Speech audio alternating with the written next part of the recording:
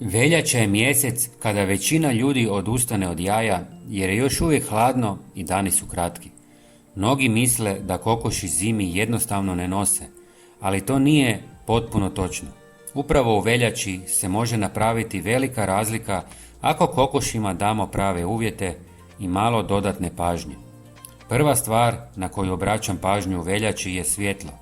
Kokoši ne reagiraju toliko na niske temperature koliko na duljinu dana. Njihovo tijelo odlučuje hoće li nositi jaja prema broju sati svjetla koje imaju tijekom dana. Budući da u veljači dan još nije dovoljno dug, u kokošincu im produžim svjetlo blagom žaruljom, tako da ukupno imaju oko 14 do 16 sati svjetla dnevno. Svjetlo ne smije biti prejako i kokoši i dalje moraju imati dovoljno vremena za odmor u mraku.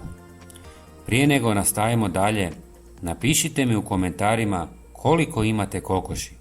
Hvala vam. Druga važna stvar je prostor u kojem borave. Kokoši hladnoću podnose puno bolje nego vlagu i propuh. U veljači pazim da je kokošinjac suh, bez puhanja vjetra i s dovoljno debelim slojem slame ili piljevine na podu.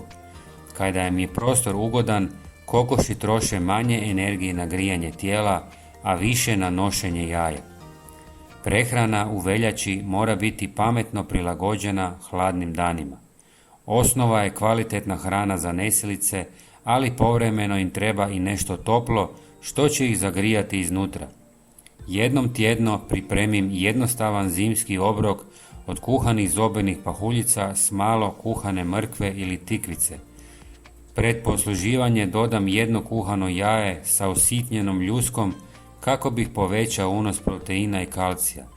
Taj topli obrok im dam ujutro kada je najhladnije i vrlo brzo se primijeti razlika u čvrstoći ljuske i broju jaja.